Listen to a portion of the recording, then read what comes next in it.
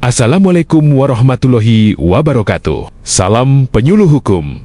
Teman-teman, pembaruan hukum acara pidana atau KUHP lama menjadi Undang-Undang Nomor 20 Tahun 2023 tentang Kitab Undang-Undang Hukum Acara Pidana atau KUHP dimaksudkan untuk menciptakan supremasi hukum, menjamin hak tersangka, terdakwa, terpidana, saksi, dan korban tindak pidana, serta mewujudkan sistem peradilan pidana terpadu yang memperkuat fungsi, tugas, dan wewenang aparat penegak hukum yang selaras dengan perkembangan ketatanegaraan dan kemajuan teknologi informasi.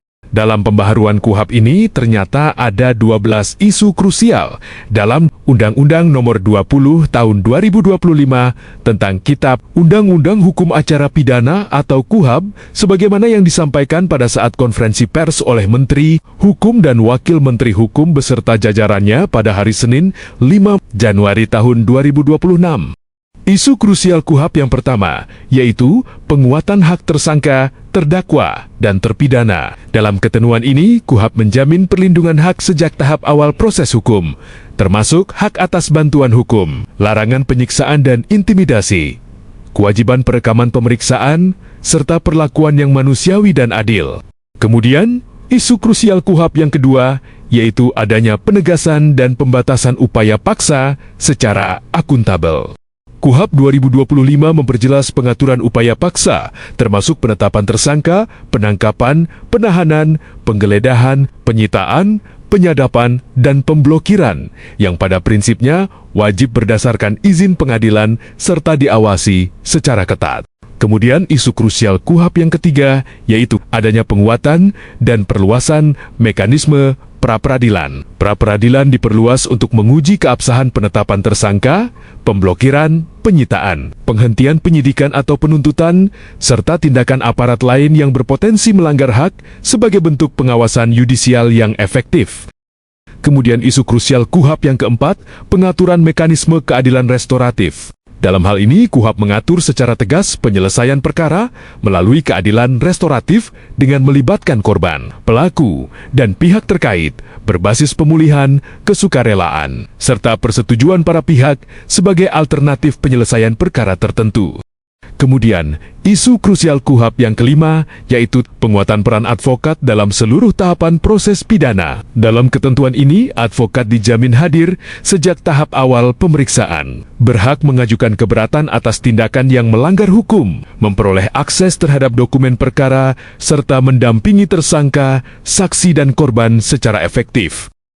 Kemudian isu krusial KUHP yang keenam, yaitu pengaturan saksi mahkota secara terbatas dan akuntabel. Ketentuan ini mengatur penggunaan saksi mahkota secara jelas, dengan koordinasi bersama penuntut umum dan pencatatan resmi untuk membantu pengungkapan tindak pidana tanpa mengabaikan prinsip kehati-hatian dan perlindungan hak. Kemudian, isu krusial KUHP yang ketujuh, yaitu pengaturan pengakuan bersalah atau plea bargaining. Ketentuan ini mengakui mekanisme pengakuan bersalah yang dilakukan secara sukarela, tanpa paksaan, dan dengan pendampingan hukum. Pengakuan dilakukan secara formal, dikoordinasikan dengan penuntut umum, serta tetap harus didukung alat bukti lain. Mekanisme ini bertujuan meningkatkan efisiensi peradilan tanpa mengurangi perlindungan hak asasi. Kemudian, isu krusial KUHP yang ke-8, yaitu perjanjian penundaan penuntutan atau Deferred Prosecution Agreement. Dalam ketentuan ini, penundaan penuntutan merupakan mekanisme hukum yang memungkinkan penuntut umum menunda pelimpahan perkara ke pengadilan dengan syarat tertentu, sepanjang memenuhi ketentuan undang-undang dan berada dalam pengawasan pengadilan. Mekanisme ini bertujuan mendorong penyelesaian perkara secara proporsional, efisien, dan berkeadilan tanpa mengabaikan kepentingan korban, kepastian hukum, serta akuntabilitas penegakan hukum.